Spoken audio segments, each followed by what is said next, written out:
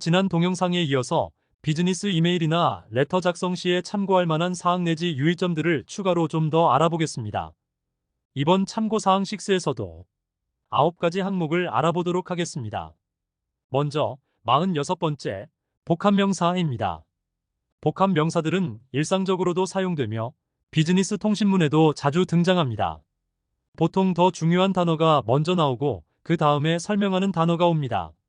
Range of product. 는 Product range. 제품군, Management of resources. 는 Resource management. 자원관리, Outlet for retailing. 은 Retailing outlet. 소매점, 과 같이 형용하는 명사가 앞에 나오도록 쓴다 라고 알아두시면 되겠습니다. 비즈니스에서 자주 나오는 복합명사로는 Cash flow. Customer satisfaction. Market research. Sales forecast. Financial statement. Business plan. Risk management. 등을 들 수가 있습니다. 또 일부 복합명사는 하이픈을 사용하여 단어 간의 관계를 명확히 하기도 합니다. Cash flow. Market research. 와 같은 경우에는 하나의 개념으로서 하이픈을 쓰지 않아도 되지만 State-of-the-art technology. Cost-effective solution. High-level meeting. Cash flow statement. All in one desktop. 처럼 두 개 이상의 단어가 하나의 개념을 형성할 때 하이픈을 사용하여 단어 간의 관계를 명확히 하게 됩니다. IT 산업에서 사용되는 Cloud computing. Data mining. Artificial intelligence. 등과 같이 특정 산업에서 그 분야의 전문 용어에 해당하는 복합명사가 있을 수 있으니 그러한 용어들에 익숙해질 필요가 있습니다.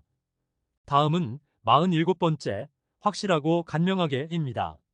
완곡한 표현을 하기 위하여 형용사를 사용하는 경우를 흔히 볼 수가 있는데 확실한 명사를 써서 더 강렬하고 간명한 메시지를 전달하는 것이 효과적입니다. Erroneous decision. 잘못된 결정이 아니라 Mistake. 실수가 낫고 Inaccurate calculation of prices. 잘못된 가격 계산보다는 Pricing mistake. 가격 산정에 대한 실수가 낫다는 것입니다. 아래 예문을 비교해 보시기 바랍니다.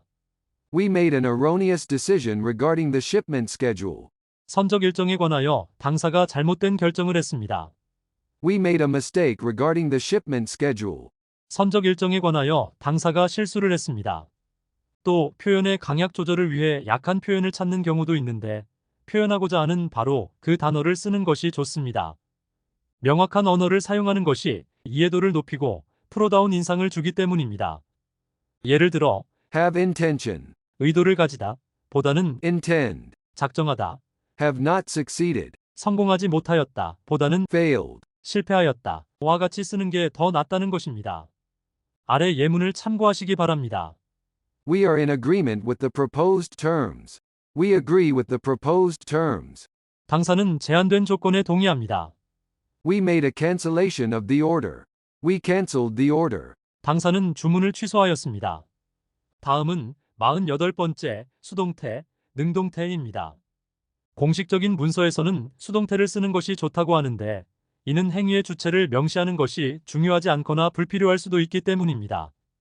수동태를 쓸 경우 동작의 행위자보다 동작 자체나 행위의 수용자에게 초점을 옮기므로 좀 더 객관적이고 공식적인 의견이라는 느낌을 주게 됩니다. 그러나 비즈니스 세계는 이와 다릅니다. 특히 발주의 경우에는 능동태 문장으로 쓰는 것이 좋습니다.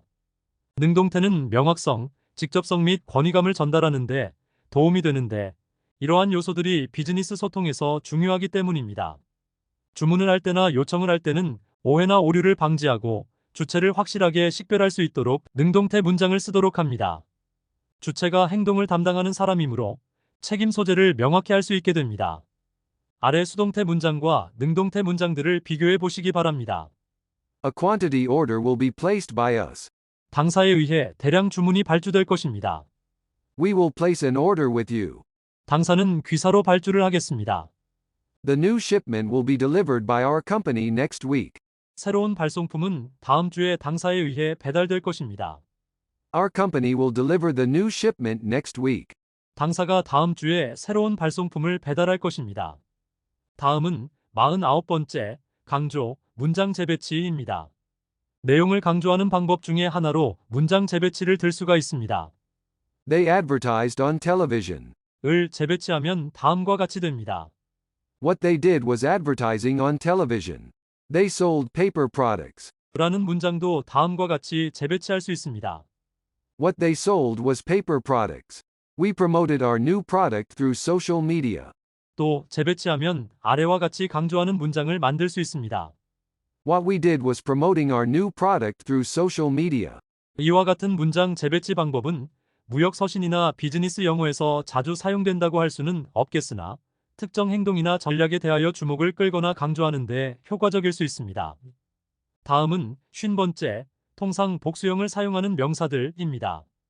배상, 보상의 의미를 가지는 Amends. 준비, 마련, 주선의 의미로 쓰이는 Arrangements. 당국을 나타내는 Authorities. 와 같은 단어들은 일반적으로 복수 명사로 간주됩니다.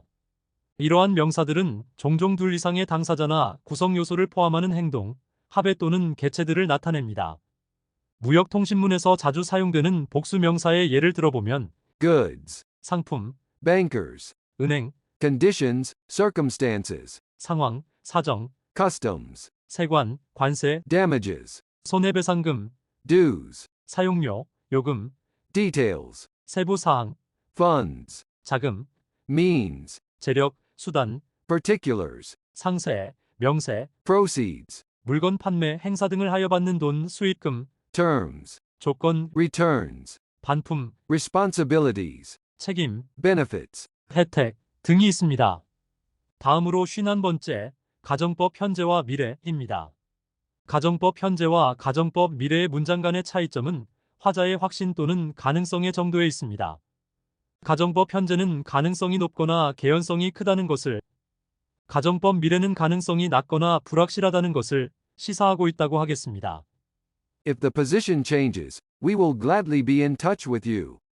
상대방으로부터 이러한 내용의 이메일을 받았다면 가능성이 있으므로 기다려볼 필요가 있다고 할 것입니다. If the position should change, we will be in touch with you. 이 경우에는 가능성이 거의 없으므로 기대하지 말아야 하겠습니다. 그러므로 상대방으로 하여금 공연한 기대를 가지지 않게 하기 위해서는 가정법을 정확히 구사하여야 할 것입니다. 만약 고객이 제안서를 승인하면 우리는 프로젝트를 진행할 것입니다. 라는 의미를 가진 아래 가정법 현재와 미래의 예문들을 비교해 보시기 바랍니다. If the client approves the proposal, we will proceed with the project. If the client should approve the proposal, we will proceed with the project. 다음은 52번째, 공급, 제공 동사입니다. A가 사람, B가 사물일 때 A에게 B를 공급하다라고 할 경우 Supply A with B. 혹은 Supply B to A. B로 씁니다. Provide. 의 경우에는 to와 for를 혼용하기도 합니다. 용법이 이와 유사한 동사로는 Furnish, honor, equip, present. 등이 있습니다. 이 동사들은 누군가에게 무언가를 제공하거나 공급하는 행위나 동작을 표현합니다. 다음 예문들을 참고하시기 바랍니다. The company supplies its employees with uniforms. The company provides health insurance for its employees. The organization will honor the volunteer with a special award. The company equipped its employees with new laptops. The school presented the students with certificates of achievement. 다음은 53번째, 외교적 언사입니다. 비즈니스에서는 특히 민감하거나 논쟁의 여지가 있는 주제를 논의할 때 외교적 언어를 차용하여 완곡하게 표현하는 것이 종종 권장됩니다. 존중하는 어조를 유지함으로써 공격이나 오해를 피할 수 있고 긍정적 관계를 유지할 수 있게 됩니다. 예기치 못한 생산 지연으로 인해 거래처가 요청한 선적 기일을 맞출 수 없을 경우에 완곡한 표현에 대하여 아래 예문을 참고하시기 바랍니다. Regrettably, we are experiencing some unforeseen challenges in our production schedule, which may impact our ability to meet the requested delivery deadline as initially planned. 또 Would, could, might. 를 쓰면 독단적인 느낌을 희석하며 완곡하고 유보적인 느낌을 줄 수가 있습니다. 아래 예문에서 직접적인 서술과 완곡한 표현을 비교해 보시기 바랍니다. We would appreciate your understanding that delivery by the end of the week may be challenging. The product could be temporarily unavailable due to high demand. Your proposal might require further evaluation to ensure its feasibility. 아울러 요청이나 제안을 할 때에는 질문 형식을 사용하거나 Possibly, most likely, perhaps, maybe. 등과 같은 말을 삽입함으로써 외교적이고 유보적인 표현을 쓰도록 합니다. We need the report by Friday. 보다는 Would it be possible to have the report by Friday? 와 같은 질문 형식이 덜 단호하고 좀 더 외교적으로 들릴 수 있습니다. 또 아래 예문처럼 아마도 와 같은 유보적인 표현으로 의구심을 나타내는 경우 톤을 부드럽게 하면서도 의도한 메시지를 전달할 수 있게 됩니다. The project's completion by the original deadline seems most likely challenging. We may need to adjust our timeline. Maybe we could discuss some modifications to the terms that would be mutually acceptable. 이제 마지막으로 54번째 반대 의견과 대안입니다. 상대방과 반대되는 의견을 낼 때에는 I am afraid. 를 쓰도록 합니다. 이는 발신자의 의도가 아니라는 것을 암시하며 발신자도 어쩔 수 없는 상황, 바라지 않는 상황이라는 느낌을 줄 수 있습니다. 그러므로 I am afraid. 로 시작하는 것은 상대방의 관점과 다를 수 있는 의견을 표현하는 부드럽고 정중한 방법이라고 하겠습니다. I am afraid I don't think that approach will be effective. 안타깝지만 그런 접근 방식은 효과적이지 않을 것 같습니다. 또 A slight misunderstanding, a short delay, a little bit too early, a little more time. 등과 같이 적절한 Qualifier. 즉 수식어구를 사용하여 구체적이고 직접적인 반대를 피하도록 합니다. I think there may have been a slight misunderstanding in the interpretation of the contract terms. There might be a short delay in the project schedule, extending the timeline by about 2 weeks as required. 대안을 제시할 때에는 It might be cheaper to go by car.